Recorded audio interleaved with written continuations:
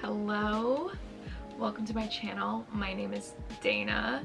Today we are doing everything I watched in 2024. I just uploaded my everything I watched in 2023 video a year too late. But you know, better late than never. So if you haven't seen that video, you should go and watch that first and then come back to this one. I'm still gonna recap how this works either way. This is covering not just movies that came out in 2024, but movies that I've watched for the first time, or more specifically logged on Letterboxd for the first time. So if you want to get ahead, go and check out my Letterboxd. Now we're going through every month and I'm picking out one favorite, 3 honorable mentions, and last year I did dishonorable mentions, but I just didn't watch too many bad movies this year, which was a good thing. But yeah, obviously everything I watched is a bit of an exaggeration. If I talked about everything, we'd be here forever, and already this is going to be a long video. So we'll put them bracket style to battle it out and see which was my all-time favorite movie that I watched this year. Let's go, let's get into it. Starting off in January, my first favorite, my first favorite is a movie I've wanted to watch for a really long time, and that is Near Dark. Yay. Look at it, it's shiny. Ooh, shiny. Absolutely. I have wanted to watch this movie for the longest time, and a friend of mine let me borrow their copy, and then eventually gifted me this one. This might be a bold statement, though I think a lot of people will agree with it, that this is one of the best vampire movies out there. It's definitely more of an unconventional take. So if you'd like that kind of vampire movie, I highly recommend it. In my last video, I talked about From Dusk Till Dawn as an unconventional vampire movie taking place in the desert. This is kind of similar to that in some ways. You know, if you love a Western aesthetic, greasy boys, and vampires, then this is the movie for you. I do think there's some interesting things going on in this movie under the surface about sex and sexual relationships, gender as well.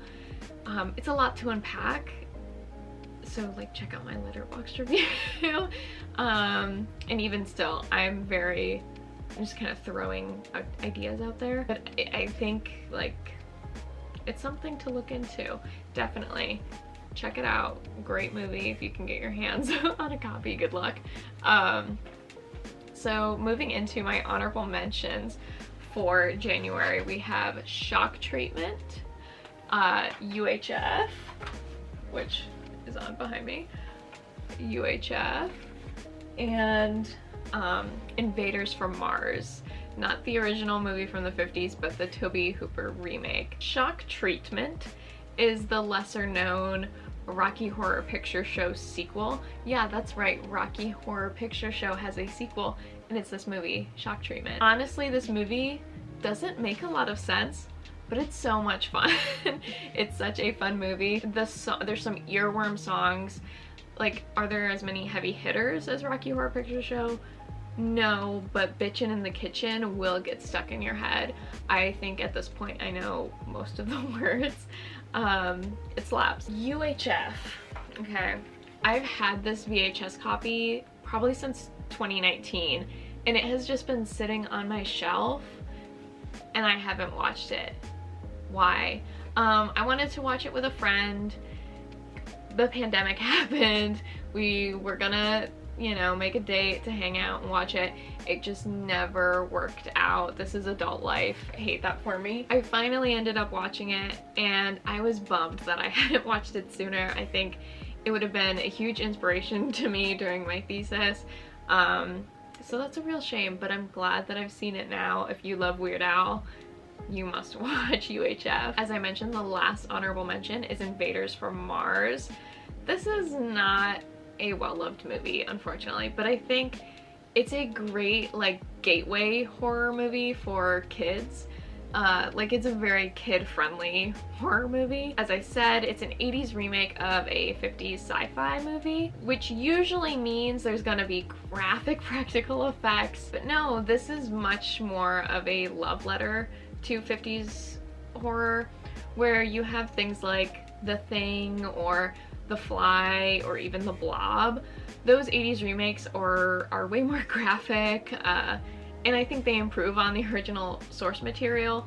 Invaders from Mars just kind of amplifies that original source material. It's super corny, super cheesy.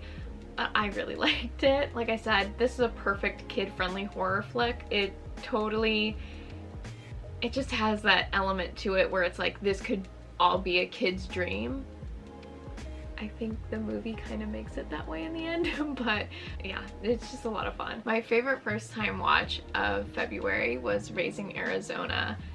Is it fair for me to say that when it took me like 3 sittings to get through this movie?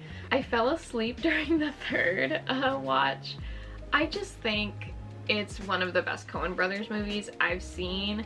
I love the visuals, I love the humor, the score with the yodeling is everything to me. If you'd like a better discussion on this film, like I said a lot in my last video, go check out the Red Letter Media review on it. And speaking of Coen Brothers, my first honorable mention for February is Blood Simple. As I said in my previous video, which if you haven't watched yet, go and check it out, when I talked about Burn After Reading, the Coen Brothers just love a story about people getting in way over their heads. And, you know, they've messed with something that they shouldn't have. I think the standout for me in Blood Simple is the sound design. One of my favorite parts is when the score starts, but they're trying to start a car and the car's not starting. So the music stops, waits for the car to start, and then the music starts back up with the car. That's like genius. Like, it's very simple, but it just really works. It does so much in communicating, like that language, how they're working together. Yeah, the audios and visuals are just working so well together in that movie. So my next honorable mention for February is Vamps. If Near Dark is a perfect unconventional vampire movie, this is a perfect self-aware vampire movie to me. It's so wholesome. The cast is incredible. It's like What You Do in the Shadows meets Gossip Girl. The vampire turning scene in the hospital was so funny to me. This movie is camp, okay? I know I had a rant in my last video about like the misuse of camp. This is a movie that I would say is camp. Yeah, it's everything. It's Amy Heckerling, so good.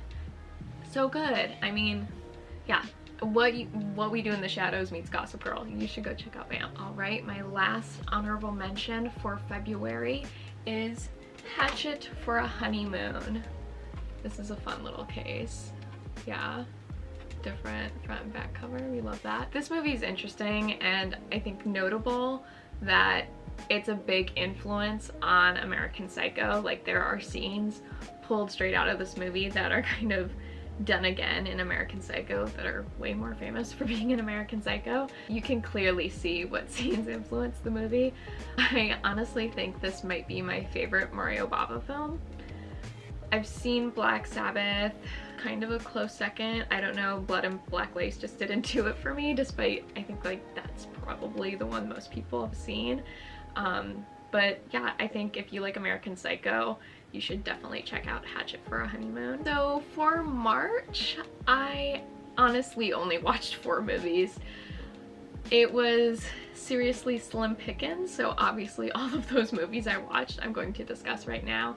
I think out of the 4, Rad was my favorite out of the bunch, mostly because I got a theater watching experience, which, you know, is always kind of a bit more special. So it's a BMX bike movie that's so 80s.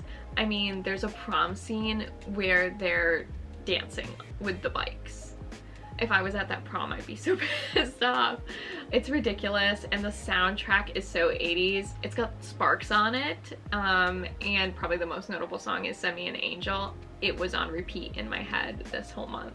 The romantic montages, all of the sports movie cliches are hit. Like, it's effective, and I was really invested. You know, for a sports movie, I feel like that's what you want the most, is for you to be rooting for those main characters, and this movie definitely succeeds in that ballpark.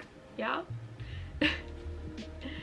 So honorable mentions are, as I said, everything else I watched that month: Josie and the Pussycats, Slacker, and Behind the Mask. Overall, I just don't think Richard Linklater's walk and talk movies are really my thing, or for me. I didn't really like Waking Life, and this really felt similar to me, except, you know, a little less philosophy dream talk.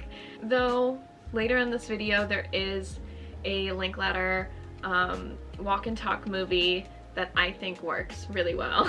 Josie and the Pussycats is so much fun. I mean, it's no Scooby-Doo, but we just don't make PG-13 movies like we used to. Josie and the Pussycats is so clever and, I don't know, a bit profound in ways. It's profound for a PG-13 movie, but it's totally like a great music industry comedy. More people need to talk about Josie and the Pussycats. And lastly, Behind the Mask is another one of those horror movies I've wanted to watch for the longest time since I found out about it. It's a slasher meets mockumentary, which in the horror landscape at the time, I think that was like the next direction to take the meta commentary post Scream. You know, it's like, after Scream, what else is there to say? I think we're at a point now where there's like 90s slasher nostalgia, but it's not really doing anything. It's not productive. It's just kind of going through the motions, where like that kind of, it's hard to have that post like critique of the genre that Scream presented. So yeah, Leslie Vernon, Behind the Mask, that, like, I don't know how where you can take it after that. And like I said, that it just makes sense. That movie does it really well. All right, moving into April. This was a rough month for me, but I watched slightly more movies than I did in March. The top movie that I watched in April was The Craft. I just noticed on the box, like one of the taglines, well, not a tagline, like a review quote, a pull quote. It's Carrie meets Clueless. I hate that. I mean, I kind of like it, but I also kind of hate it. This is another movie that has been sitting on my VHS shelf for a while. I went out of my way to get it at a like antique mall. This guy was like selling things, like he had like kind of drawers full of VHS tapes, and it was like, this is the amount for the whole drawer, and there were like so many movies I already have, like repeats. I was like, I don't want all that, I just want The Craft. And he was really nice. I talked to the guy and I was able to get it, but like all that work just for it to sit on my shelf. I finally watched it, and it's a movie I'm shocked I hadn't watched sooner. I think I caught it on TV once when I was like early high school, but I never really like completely watched it. I kind of caught it in the middle. It is by far the best teen witch movie there is. It deals with some serious real teen girl problems. It's kind of heartbreaking but true to real life, minus maybe the trying to kill you and your family part. To see a friend group that's so tight and close just turn cruel and manipulative really fast, you know, it happens. As I said, I watched slightly more movies than March, like slightly, so it's still not a lot of choices for honorable mentions, and as this kind of goes on, I'll probably have less and less to say about them. The first one is Female Trouble. If anyone ever throws acid at my face, everybody better be gassing me up like they do in this movie, you know, telling me how beautiful I am. John Waters really has a fascination with like the death penalty and the electric chair. I just noticed that it has come up multiple times in his movies. Other people have noticed this. Like I watched a video recently, and I actually met John Waters this year. It was so cool, awesome life experience. Like that's a highlight. I don't want to say like I can die happy because like I'm too young for that, but I can continue living life happy because I've met John Waters. My second honorable mention is Ella Enchanted, which probably, like technically I have seen it before, but I was really young and it's just like, I don't know. Ella Enchanted's like one of those movies where it doesn't completely stick in my head. Like, yes, I've seen it and then I'll like forget about it the next day, which is probably not a sign of a great movie. I really loved Hugh Dancy in this movie. I was really loving him as a romantic interest, a romantic lead this year. I also watched Confessions of a oh my god. I also watched Confessions of a Shopaholic. Loved him in that. And eventually in November, I watched Hannibal. And I watched a really bad werewolf movie that he's in. So I was kind of on a Hugh Dancy streak in 2024. But I have to get back to Ella Enchanted. I have to be so honest, that movie stressed me out. And I think there are video essays out there about like its conversation with like consent. And I think that's why it like stresses me out so much and made me like really uncomfortable. So moving on to my last honorable mention, I have Night on the Galactic Railroad. It's a really pretty animated movie. Like if you like Ghibli movies, you should probably check this one out. It's not on that level, but it's still really pretty, really gorgeous. Wow, it is very religious. Would recommend if you like obscure animation, of course. For May, my favorite first time watch was I Saw the TV Glow, which I feel like it says a lot that this movie came out in 2024 and I already have 2 copies. It's already something I have duplicates of. Now this movie was highly recommended to me as something very up my alley, as I love Monster of the Week TV shows, and of course I am a VHS tape collector, and this movie leans heavily into these things. Probably some of the best 90s nostalgia in a movie I've seen. Aside from all those like very nice visual elements, this movie hit on so many different levels, and I think it can resonate with others on so many different ways. There is clear trans allegory in this film. Even the director has said so, but it can apply as a general cautionary tale, encouraging people to live their authentic lives before it's too late. And it's never too late, which is a huge message of the movie. You can start living the life you want to live at any point in time. There is no end date. There is still time, is kind of the theme of the movie. Yeah, don't let fear hold you back. It's so much easier said than done, but it's kind of the beautiful messaging of this movie is live the life you want to live, and living in fear is only going to hurt you in the long run. You know, it's such a beautiful and like a heartbreaking movie. I shared it with someone and they described it as feeling like a movie on the verge of tears. Yeah, for something that's so beautiful and about something as quaint as TV shows, it is so much deeper than that. Yeah, this is a movie that really sticks with you, can have a lot of different interpretations, personal takes. I still think about it very frequently. Like, it stuck with me and I think it will stick with others as well. Once again, this is a month with slim pickings for honorable mentions, as I didn't watch a lot of movies this month, but one of the first honorable mentions we have is Pleasantville. It's another duplicate. I've had this movie in my collection for the longest time. It's a movie I've wanted to watch for the longest time, and really I had no excuse as I have it on DVD and VHS. I don't have too much more to say about it. It's a great movie, and I think it's an important movie that maybe people should watch now. about how nostalgia for the good old days isn't always that good, and life is better in color. It's kind of pretty simple, but you know, there's often nostalgia for how things were better back then, and it's not necessarily the case. And I think this is a great kind of romanticized movie of that messaging. My second honorable mention is Quadrophenia, which I did not love as much as I like Tommy. They are completely different musicals, but of course when it comes to like music, it's the same band. So they're both, you know, rock operas, rock musical movies from the same band, so of course I'm gonna kind of make that comparison. Tommy is of course much more of an actual rock opera, where Quadrophenia is more of a, you know, movie soundtracked by those songs.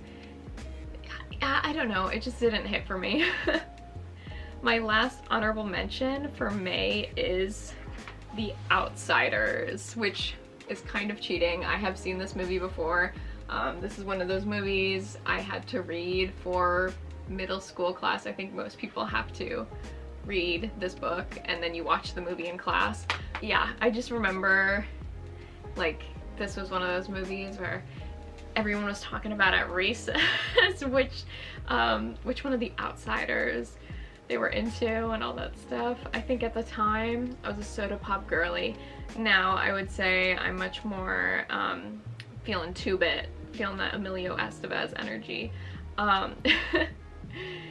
Yeah, it just didn't hit as hard as it did when I was younger. I'd much rather watch Stand By Me any day of the week, but it's cute. It's cute. Moving into June, my favorite first time watch this month was Dinner in America, which kind of really blew up in popularity later in the year. I'm guessing it was a TikTok thing. I'm not on there, so I don't know what happens. Anyway, I really loved this movie so much that I rewatched it immediately afterwards. It's just such an incredible, unlikely love story. It's probably one of the most vulgar, edgy, and shocking movies to come out in recent years, which it has me so pleasantly surprised that it got as popular as it did. I would say it's comparable to John Waters' movies in its energy and language, like the lines characters have. Yeah, it has some of the best lines with like incredible delivery, especially from Kyle Gallner. Moving into honorable mentions for June, it's Ferris Bueller's Day Off.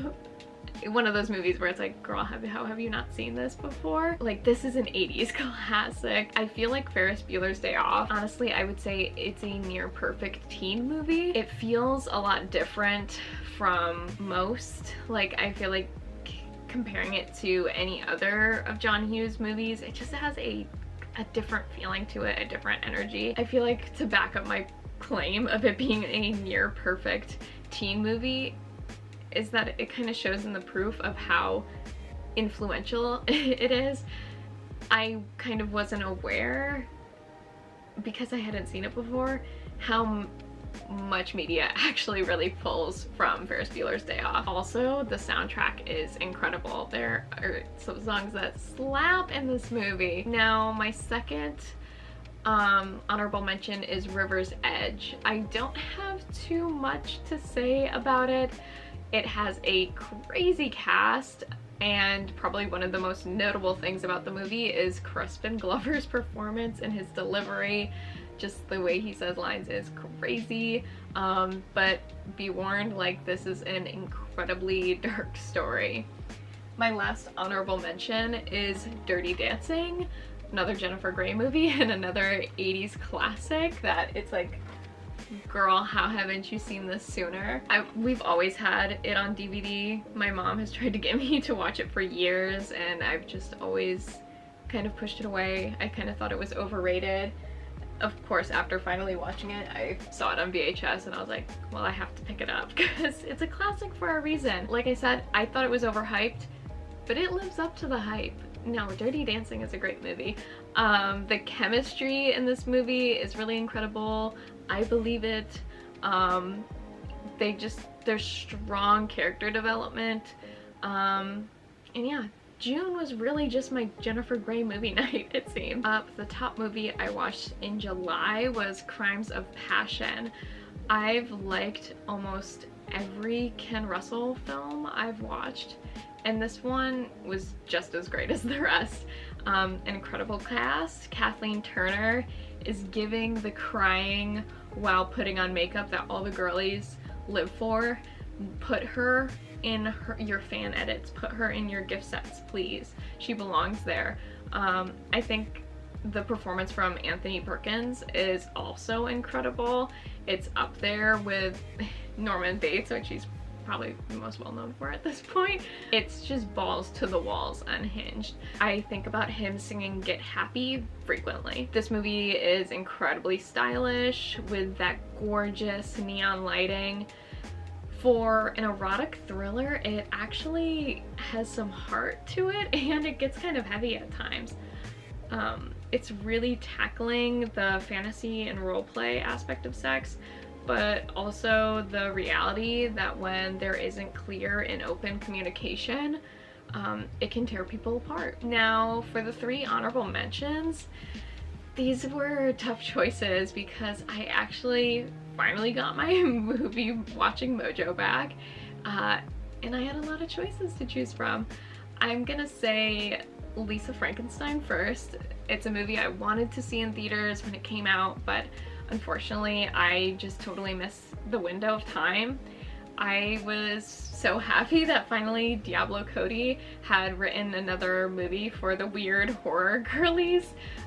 It's so 80s, it's very kitsch, and it felt like it was made especially for me. I think this would be like a cute annual Halloween movie for, you know, weird teenagers. Next honorable mention is Poor Things, which I rented from the nice old ladies at my library. I rent like the weirdest movies and I'm like, what do they think of me? The production design and costumes are stunning in this movie. Bella Baxter is a really thought out character with great development throughout. The messaging is a bit repetitive though. It varies slightly in different situations throughout the film. You know, overall, summing it up, it's men wanting a juvenile and curious woman, but wanting to control her, which kind of kills that spirit they're initially attracted to. You know, that's the quick sum up. It's the same kind of issue with like manic pixie dream girl tropes. Yeah, I don't know. I feel like this movie, people were hyped about it when it came out, and then it kind of has like this controversy afterwards. It's like, do you know what this movie's about? Do you know? Like, I think people need to give this movie a shot and like think about it.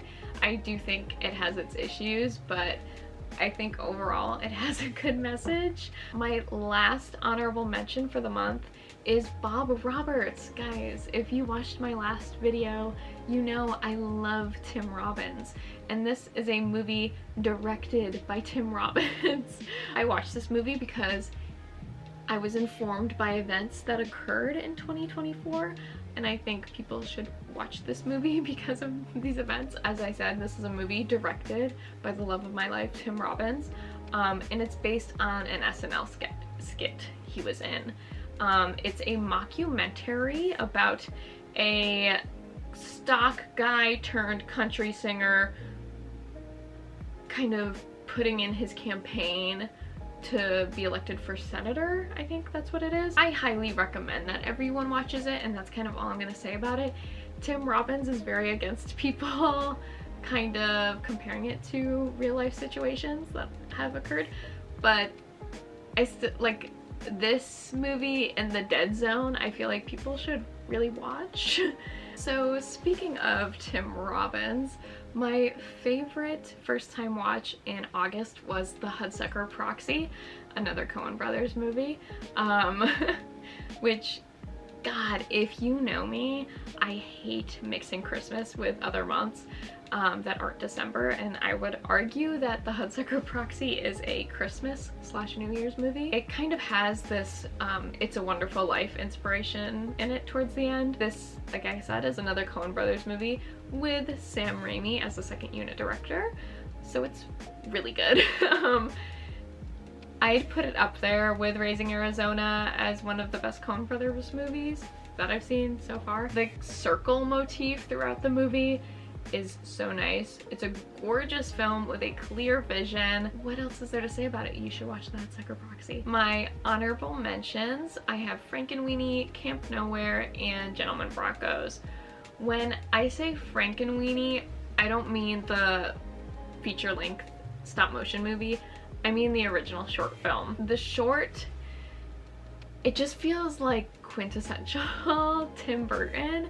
I think you just see so much of his later works in that original Frankenweenie short. It just feels like the core, like what's at the core of Tim Burton. It's kitschy suburbia mixed with classic horror influences, and I hope this played on Disney Channel around Halloween for a really long time. Continuing with the theme of cute children's movies, I loved Camp Nowhere. One of my favorite things about this movie was the lettering of the title. I wish that the full credits had that look to it, but yeah, great title font. Did you guys know that I'm a lettering nerd? Now you know. Like, I'm just a sucker for animated lettering. This movie is just a lot of fun. It's super cute. It's got a great kind of kids run wild attitude to it. Yeah, so fun. Watch during summer. Highly recommend. And my last honorable mention is Gentlemen Broncos. Gentlemen Broncos. I feel like a lot of people I've learned recently did not like this movie, do not like this movie. When it came out, they did not like this movie. Meanwhile, I'm like, God, why haven't I found out about this movie sooner? I really like early Jared Hess films. And by early Jared Hess films, I mean Napoleon Dynamite and this movie. I just think, yeah, he feels like a one-hit wonder. I know he just directed the Minecraft movie. I don't care. It just feels like a lot of the heart and soul of his early movies are kind of lost. And I looked at the like kind of film inspiration board via Letterboxd for Minecraft, and it's like, given this director and given these film references, this should be great, but it looks like trash to me personally. Yeah, like I said, Napoleon Dynamite kind of feels like a one-hit wonder. Nacho Libre doesn't really do it for me, but this here, Gentlemen Broncos, feels like a hidden gem that has a very similar attitude to Napoleon Dynamite. I think the best thing about these early Jared Hess films is that they're very root for the loser, root for the underdog, but it's not like the underdog necessarily succeeds. They're kind of just always a loser, and you love them for that. It just has this great spirit to it. Just caring about someone's creative expression, even if they aren't the best at it. I think this is an attitude that we should have more in, like, the world. Yeah, like I said, it's just a great spirit. This specific movie is a story about how your art is handled by other people, relinquishing creative control or dealing with plagiarism. If you like Wes Anderson, like, why aren't you watching like weird, quirky, gross out, quaint comedies done by Jared Hess? Because I feel like they have a similar style, like those two early aughts directors. Please consider this. In September, I was participating in VHS September for the first time. So I was kind of working off of a strict prompt list and limited in what I could watch. But it gave me a reason to stop ignoring the movies in my VHS collection. So my favorite was Reservoir Dogs, another movie where it's like, girl, how have you not seen this before? And it was just sitting on my shelf probably for months. and I finally watched it. It just filled me with a lot of energy and excitement, which is honestly what what more could you want from a movie? Really solid storytelling on a limited set. It feels like it was made for a stage play, honestly. The reveal gagged me, no spoilies. It does a great job leaving the gory details to your imagination. It's super impactful. What else is there to say? Reservoir Dogs is a great movie for a reason. I understand the film bros, you know? The honorable mentions for September are Before Sunrise, Fantasia, and Who Framed Roger Rabbit. I kind of teased it a bit earlier, but Before Sunrise is a Linklater film I can get behind. I think the walk and talk style just works so well for a travel romance. It was beautiful and bittersweet. Looking at it as a standalone movie, it really captures fleeting loves, spontaneous passions, and how they can feel the most special. I have not seen the next two movies in the series, hence why I'm saying looking at it as a standalone film. Yeah, it's just really sweet and really gorgeous. Now, of course, I have technically seen Fantasia and Who Framed Roger Rabbit before. They're both stunning animated movies, but it has been a while, like since I was pretty young. The last time I saw Who Framed Roger Rabbit, I was like in middle school. Fantasia, it was probably elementary school. It's probably the last time I watched that. And obviously you can see it's up here. I'm not getting that big thing down, unfortunately. Fantasia is a fantastic use of music as a source to make animated narratives. I think it really shows the power of human creativity. And Roger Rabbit also has this profound respect for the animated medium that feels really lost nowadays. There's a high level of care and craft that goes into this movie, and it's incredibly groundbreaking and timeless. The idea that cartoons are only for kids is such a blatant disrespect for the importance of this art form. This movie is just such an excellent homage to classic animation as well as film noir. I think if you would like a deeper dive into this movie, I highly recommend the Captain Christian's video on it. It's probably something that made me have a bit more respect for it. Moving into spooky season, I was following a prompt list again this month, but not as strictly. I was participating in Nightmare on Film Street's 31 Days of Halloween. My favorite for October would definitely fit in the body horror prompt. It is The Substance, another new movie from this past year. Thank God Demi Moore won the Golden Globe. I am not surprised that the Oscars, I'm pretty sure, was just hair and makeup. That was kind of my prediction. Bummer, but like no one's surprised. It's horror. Like that's what happened. My feelings about The Substance was like, finally we are getting some good body horror again. Like balls to the walls ridiculousness in like action and blood. This movie rocks, and I did watch it again on New Year's Eve. Like, of course, this might be a new tradition. I think this movie wears its influences on its sleeve, but still manages to feel like wholly original. I feel like there was a big hype train when it came out, but since I feel like there has been I've seen a lot more negative takes on The Substance, kind of similar to Poor Things, as I already brought up.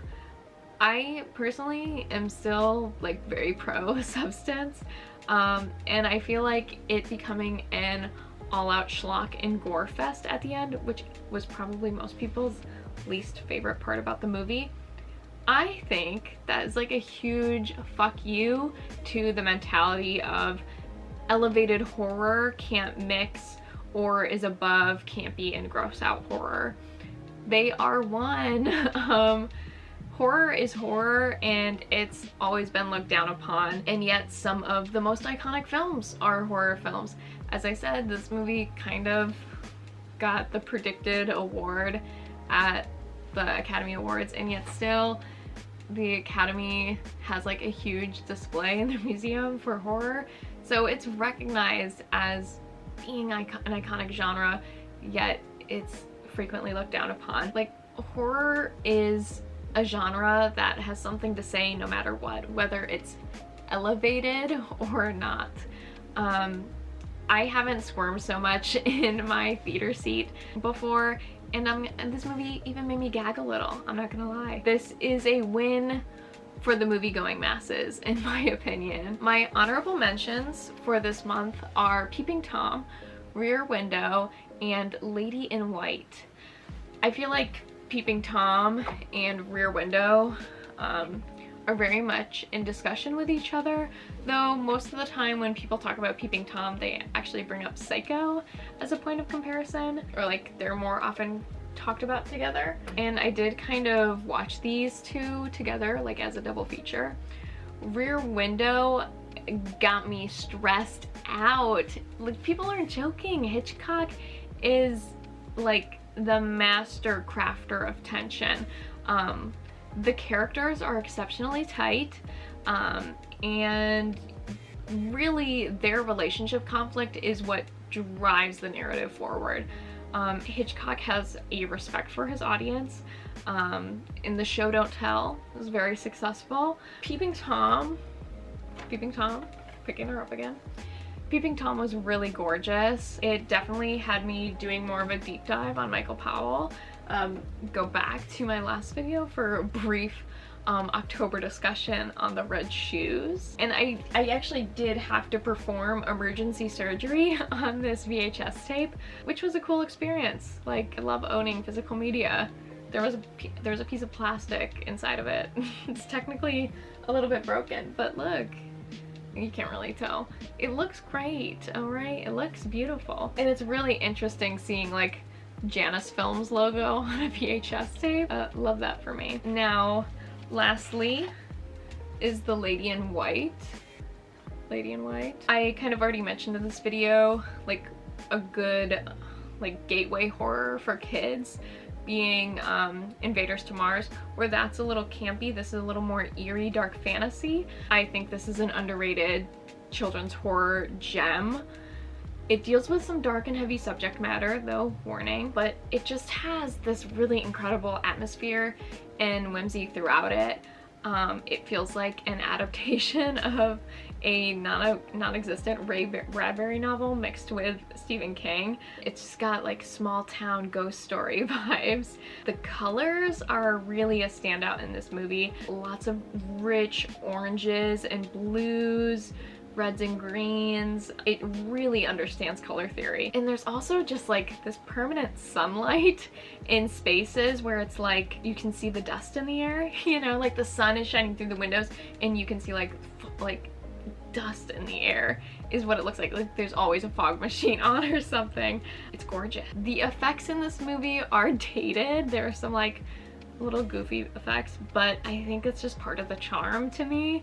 It's Lady in White, absolutely. In November, my favorite first time watch was Buffalo 66. Now this is a great awkward family dinner movie for the Thanksgiving season or football season. It fits for that too. Now, as someone who grew up in upstate New York, I'm a freaking sucker for anything that's set in the greater New York State area. Even though this is making it look trashy as hell, I see that and I'm like, yes, that's home. I know her. I see that Denny's and I cheer. I cheer when I see that Denny's. This movie is so stylish. It's like 70s exploitation, grindhouse, and 90s grunge kind of mix. The editing specifically stands out to me. It feels like the edits that are in this movie would be like a school no-no because they are purposeful and very visible. I feel like usually the idea of editing is that it's strictly it's supposed to be invisible, and this is like using it as a narrative tool. I really like the stylistic choices that this movie makes that feel like they shouldn't work, but it totally does, and it just made it feel so unique. I feel like I do have more to say about this movie, but it's a bit more unsavory. Yeah, I just feel like I'm gonna have a hard time articulating my points about this movie.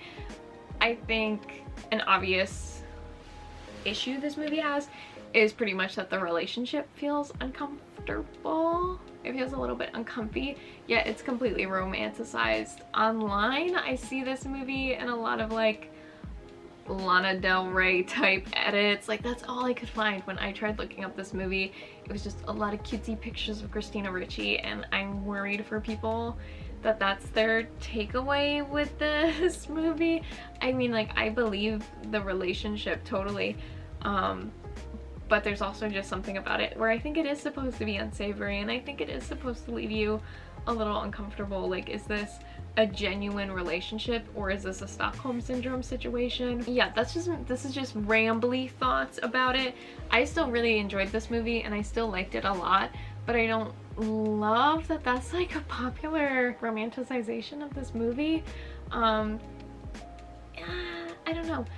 I kind of ramble about it in my Letterboxd review too. If you want to read more of my thoughts, check it out. But like I said, I'm rambling. This isn't the most well articulate. Form your own opinion and thoughts on Buffalo 66. My honorable mentions for November are Thelma and Louise, Blood and Donuts, and Pecker. I don't have too much to say about Thelma and Louise, but I feel like it's the ultimate ride or die movie. Like, that's what this movie is. Blood and Donuts is a really small scale and fresh take on vampires, though I will say the ending of the movie I feel like I've seen a couple of times now at this point, though there is something about it that's holds a little bit of different significance here. Highly recommend if you're looking for unconventional vampire movies, smaller scale vampire movies. And it's got oh my god, I almost said Brandon Cronenberg. It's got David Cronenberg in it. It's got a little David Cronenberg cameo, as it's a Canadian. This is a Canadian picture. Pecker is probably John Waters' most sweet and wholesome movie. His outcast protagonist here is just incredibly earnest and genuine. It's a classic success story, but rather than it changing Pecker, it changes how people interact with him and his pictures. This movie is all about staying true to yourself and not losing the bigger picture of what's important to you and your values. Finally, we have made it to the last month, December. I know this video is so long, so thank you so much for sticking through my ramblings to the end. My favorite movie I watched in December was The Best Little Whorehouse in Texas. This is such a sex positive and pro-sex work movie that's a musical, and it really feels ahead of its time, yet also with a foot in the past. Burt Reynolds and Dolly Parton have surprisingly good chemistry in this. Nothing is funnier than him with his pants down to his ankles being like, I feel sexy. I said in the last video that one of my favorite Christmas songs is the Bob and Doug McKenzie 12 Days of Christmas, but I think my all-time favorite Christmas song is Hard Candy Christmas from this movie. I am once again reaching for honorable mentions. So it's A Charlie Brown Christmas, Dead of Night, and Nosferatu. Of course, I've seen A Charlie Brown Christmas before. This is like a staple TV special. I watched it a lot as a kid, but I haven't been able to watch it in more recent years as it doesn't really play on TV anymore, and it's kind of hard to find on streaming. It's not really free on YouTube. I think that kind of changed this year, but I just happened to find a physical copy to add to the collection. The animation is so sweet, the music is beautiful, And I do have a rant. I saw a TikTok skit or a skit on Reels this year that was saying the music is too melancholy for a kids movie, which I think misses the point that this is kind of a melancholy Christmas movie. Like, Charlie Brown is out here having a Christmas crisis. My next honorable mention is Dead of Night, which is directed by Bob Clark, who has notably directed A Christmas Story and Black Christmas. This movie is not a Christmas movie though. It's about a family whose son comes back from the war. Specifically, I'm pretty sure it's the Vietnam War, after he's been reported dead. So he's been reported dead and now he's showing back up at the house and he's clearly not quite living. Like, something is off. I think this is a great movie for the discussion, or for a discussion on how war changes people, but also this complicated relationship or this complicated grief that families go through. And of course, yes, I did go see Nosferatu, not on Christmas or Christmas Eve, but you know, later in the month. It seemed before I went to the movie that everyone was like full on hype train for Nosferatu, and then afterwards when I was like, I really liked it, it seemed like a lot of people had more lukewarm takes on it. I liked it, and I think it's up there with Francis Ford Coppola's Bram Stoker's Dracula, though of course we could get into discussions on Nosferatu versus Dracula. It is the same but different story, you know, like that's just the complicated nature of discussing this film. You know, it's a remake that is an unofficial book adaptation. Like, so yeah, it's pretty much the Dracula story, but not. I thought it was a pretty fresh take on it, yet still really considering previous iterations and taking them into account, and controversial, but I liked the look of Orlok. A lot of people were not a fan. I thought the look was great, and sticking with kind of the grotesque look and theme of the movie, but adding this detail that's in the book and like historical that's often been ignored. Yeah, there was just clearly taking some historical inspiration into account with the look of the Count and basing it a bit off like Vlad the Impaler and such. Like I said, I think it's up there with Coppola's film as some of the best Dracula, Nosferatu movies out there. Yeah, I think it's up there with it, even though they're technically adapting different yet the same material. It feels like it also felt, I think a notable thing to me was that it felt like a successful attempt to try to make this character scary again.